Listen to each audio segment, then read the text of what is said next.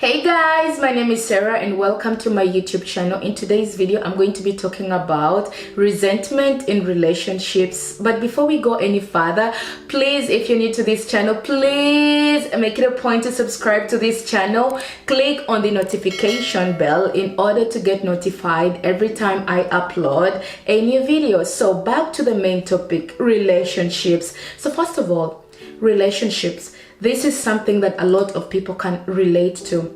But some of the things that happen in relationships that not everybody can relate to is the criminality that happens in relationships, the toxicity that happens in relationships. Some relationships are very abusive. Some people even lose their lives in these relationships. So relationships are supposed to be a beautiful thing. Relationships are supposed to bring out the best version of people. However, some relationships destroy people, some relationships damage people, some relationships lead people to psychiatric hospitals. In fact, some relationships even lead people to jail or 5 feet under the ground. So question is, at what point does I love you turn into I hate you, I despise you, you are literally the worst thing that has ever happened in my life? When you meet someone, you don't go in a relationship with expectation that things are going to fall apart, but along the way, some of these things happen. You find people have this hate towards their exes or even the people that they are dating. So relationships are very relatable. Relationships don't have any problems. Relationships come free, but it's us, the people, that come into the relationship with a lot of baggage. Some people don't take the time to heal. Some people just rush from relationship to relationship to relationship. So, you find that along the way you've gone through so many different things. You have a lot of pain in your heart. You have all this anger. And I mean, every day we hear people talk about how all people are the same, all men are the same, or you hear men saying all women are the same. And lately, you find people say, oh, I don't want to date black men because they are toxic, they are so aggressive. It's all of these things that you need to work on. You need healing, because at the end of the day, you haven't dated all black men, or you haven't dated all black women, or you haven't dated all white men, or even all Asian men. You can't stereotype and put everybody in the same box just because of the mistakes that you've made as a person. Just because you've had a few bad experiences, this does not mean, or this does not necessarily mean, that all people are the same. What you bring into the relationship is the perfect reflection of who you are as a person. So going into a relationship single-heartedly, you should be able to communicate effectively. You should be able to listen and try to be understanding. You should be able to manage your anger. You should be able to compromise, at least to some extent, that should be fair to your relationship. You should also understand that the world does not revolve around you. Your partner had a life before you, so don't even try to think about taking that life away from them. What exactly causes resentment in relationships? So oftentimes, people walk into a relationship with expectations. I call this a recipe for disaster. Remember, there are no guarantees in relationships. Dating someone doesn't guarantee you anything. People could choose to walk into your life if you let them, and walk out at any time that they want to. One thing that's for sure is that you can't control what people choose to do. The only thing that you have control over is how you react to situations and how you control your emotions. Resentment could breed into a situation where somebody went into a relationship with high expectations. And this is so wrong. One thing that I think I can best advise is for you to walk into a relationship open-mindedly with hope for the best. So when people go into a relationship with high expectations and then later get disappointed, they start hating. They hate their exes so much. They wish the worst on their exes. these people become vindictive, they become vengeful, you can clearly see, you see the hate in their eyes, and it's simply because you went into this relationship with high expectations. And like I said, people could choose to walk into your life or walk out whenever they want to. We hear people talk about how they think the only place they can find happiness is in their partners, in their friends, in their families, in a relationship. What I want you guys to understand is that if you give people the power over your happiness, it means that you're handing them the key to make you sad. They will have the power to choose to make you sad whenever they want to, or the power to depress you whenever they want to. So this thing about the thought of thinking that you can only find happiness in other people is a very wrong thought. If you think your happiness is in relationships, you need to think twice. You should be able to create your own happiness. You should be able to have happiness within you, because think about facts like, what if this person walks out of the door?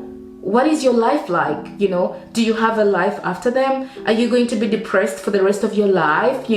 It's very dangerous if you rely on people for happiness, especially in relationships. And I mean, we've all seen situations where people commit suicide after their partners walk out of the door. Like, if you depend on your partner for your happiness, you're putting yourself at risk of so many different things. You're putting yourself at risk of ending up in a mental hospital, at risk of even developing suicidal thoughts. So you need to think twice, especially those people that think that happiness can only be found in a partner. And then number 2 is, when you get into a relationship, you have a few options. Option number 1 is for you to accept the person plainly, just the way they are, because you get to know who this person is. So you choose to accept them or don't. You have that option. And then you have the most important option, and that is calmly, politely rejecting this person. If you see that we don't have a lot in common, our core values are not compatible to each other, or your core values are in opposite, or you contradict a lot in so many different things, then just reject this person. Let them know that this is not going to work, and do it politely. Don't be rude, don't be aggressive. Just let them know calmly that, listen, it would have been nice, but unfortunately, because of this and that, I don't see us moving forward. And that's it. And then the other most dangerous option is the option of you thinking that you have the power to rebuild someone or change somebody. This is a very common thing. This is something that happens in a lot of relationships. People walk into the relationship with this mind of, I have the power to change somebody. Guys, you need to understand that change is something that has to come from within somebody.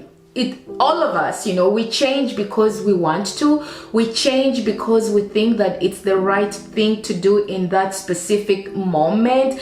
But oftentimes, if you think you have the power to change someone, and you're going into this relationship with your superpower expectations, and I mean, giving anybody an ultimatum to change is definitely not going to work, especially if it's not the person that has decided. Like, if it's not an individual decision, if it's not me that has decided that, okay, I need to change for the right reasons, then I'm not going to change. Okay, so giving me an ultimatum it doesn't work. Nagging me all the time about the things that I have to change is definitely not going to work. And this is something that you should have thought about before going into the relationship with this person, because you were clearly aware that you were not compatible in so many different ways.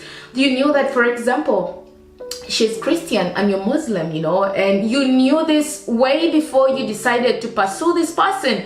But because you thought you have the superpower to change this person, and now the person is not working or they are not trying to do anything in your favor, you kind of develop resentment and hate towards this person. And this is something that you should have worked on initially, way before trying to move forward, you know. So this is another thing that builds resentment in relationships. And you know, if the person chooses to change, if they change not because they want to, but change because they think that this is the person that you want them to be, then that is also something that could lead to resentment, you know.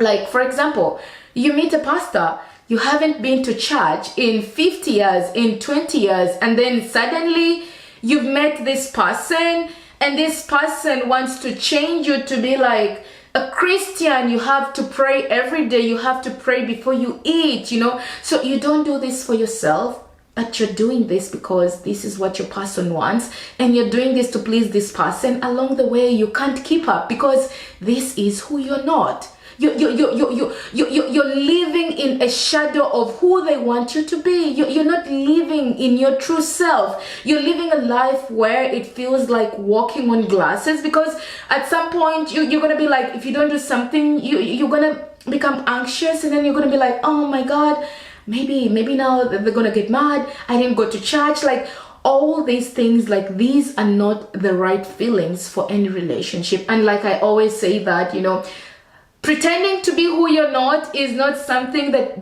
definitely will last a lifetime. Along the way, you're gonna get sick and tired of the relationship, and then you want to step out of it because this is not a happy relationship for you. Absolutely not. And this is one of the reasons why people develop resentment in relationships. And then another one, and one of the most important one, is when people tend to ignore the red flags in relationships. Guys, I need you to understand that, like, most people will treat you right if things are going in their direction, if things are going in their favor, you know.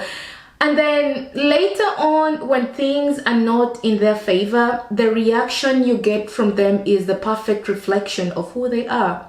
So what I'm trying to say is that some situations, like your partner or your boyfriend or the person you're dating reacts so aggressively and so disrespectfully towards you, and then you're gonna sit down and be like, oh my god, who is this person? I don't know this person. Like, who are you? You know, like, this is a red flag. This is a red flag. Before you move forward with anybody, you need to take your time. You need to get to know the person. You need to know how they react when times go hard. These are some of the important things that you need to experience before you proceed with any relationship. You need to know, because it's so easy for people to treat you right when everything is in their favor.